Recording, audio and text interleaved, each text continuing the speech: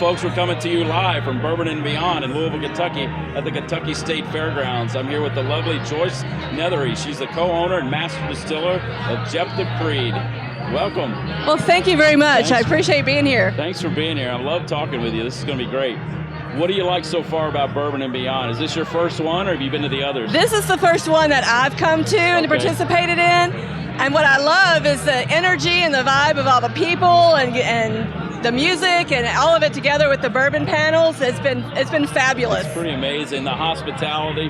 Hospitality is over the top. My crew worked it last year. We nicknamed it Bourbon and Canoe because they didn't add any canoes. They forgot to bring those. Bourbon and the mudslide.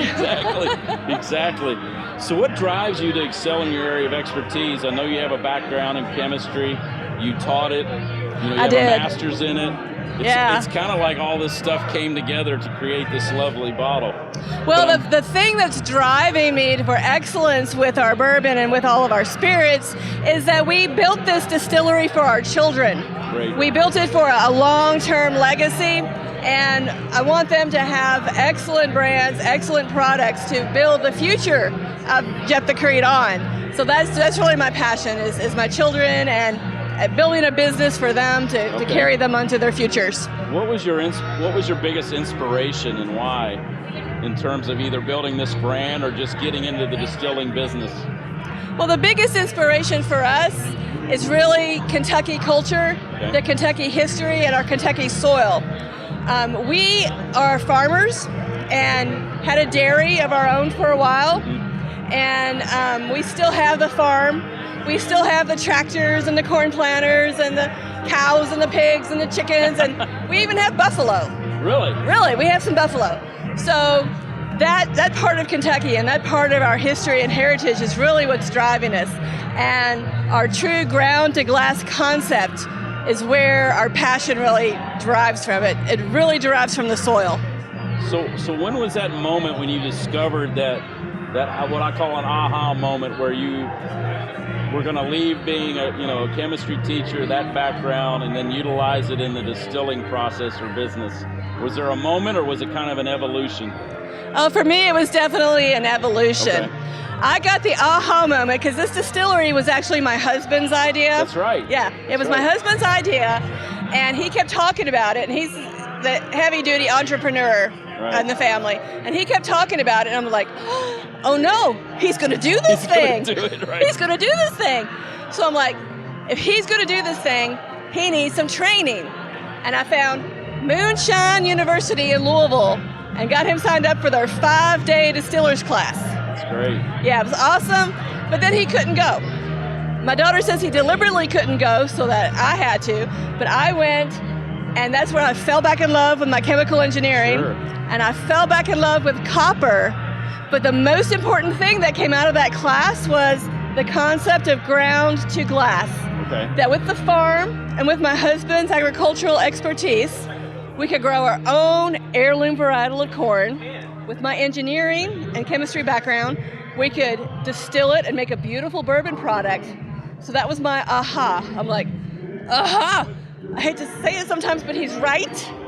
We needed to do this. We needed to build a distillery, and that's when we got started. So that was really my aha. I was like, he's right. So what advice would you offer someone younger or older, second career, first time out entrepreneur, trying to break into the distilling business, regardless of the type of whiskey or alcohol product? What advice would you offer them? What you've learned from getting from that aha to this moment? The advice I would give is to do a lot of research, and research not just the distillation process and the process of producing the product, but also research the marketing and the retail aspects of things, because the distillation process and actually producing the product is one aspect, marketing it and getting it on the store shelves is another. So I would say do a lot of research. What do you consider, Joyce, to be your biggest accomplishment, either with this brand or in general so far? It could be personal or professional. I think the biggest accomplishment that we have so far with the thing that gives me the most joy is watching my children grow and develop, because My daughter's an adult, Yeah. and I just got to see her on a panel here at Bourbon and Beyond, Yeah. speaking about what we've done and her charisma and poise and carriage on the stage. That was a huge moment of pride for me. That's great. So this is a bit of an offbeat question, but Joyce, what makes you lose your sense of humor? Disrespect. Okay. Disrespect in any and all forms. I lose my humor really quick on that. Yeah, and that's understandable. I'm the same way. So this show's called MoxieTalk for a reason, and Moxie's basically courage, grit, that perseverance, that willingness to push on through when you're facing a pretty large obstacle or uphill battle. Where have you utilized Moxie to get to where you are today? I have used Moxie in several different places. I've had a really crazy career. So I was in chemical engineering, and it took some Moxie to make the decision to leave engineering to become a high school chemistry and physics teacher. So the teaching, chemistry is a completely different skill set than applying it in the lab and applying it on the distillation floor. So that took a lot of courage and a lot of determination to learn those new skills. Mm-hmm. Then I used courage and Moxie again when I left teaching to become a chief financial officer for the companies that my husband and I started. Right.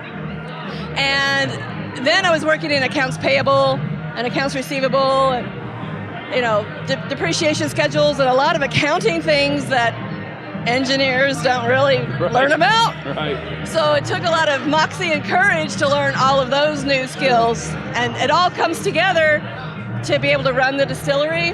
But it took a lot of courage and Moxie to get through all those different careers. So this next question is kind of twofold. How did you come about the name Jeptha Creed? And then what went into somewhat the evolution of the flavoring and how you developed the brand that we have here today that we're going to sample a little bit? Well, our name Jeptha Creed really stems from our home farm. I said our passion comes from the soil. Well, our name kind of comes from the soil too. Okay. Our home farm is at the foothills of some hills called the Jeptha Knobs. Okay.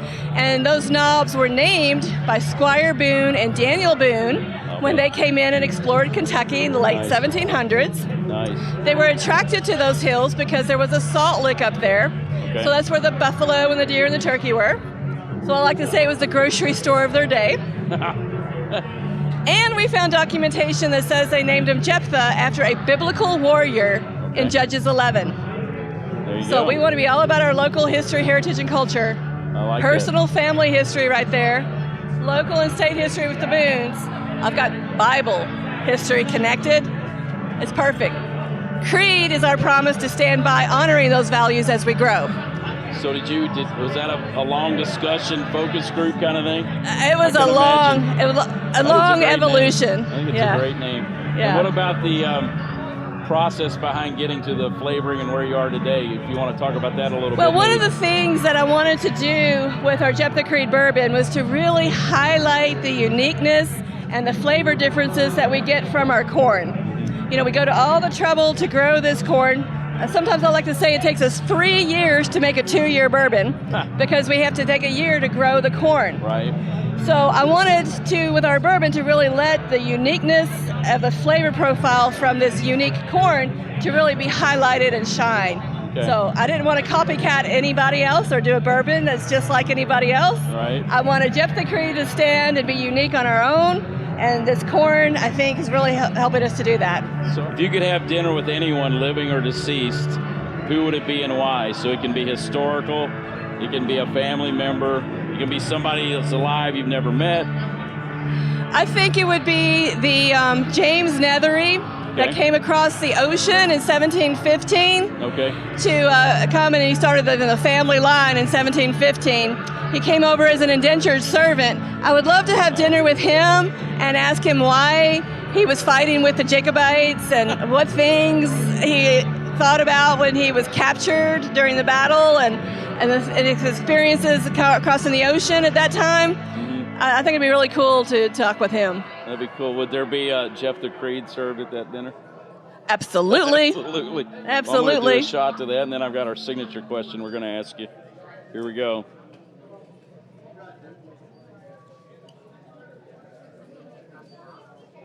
I've had a lot go down that pipe before. That's good.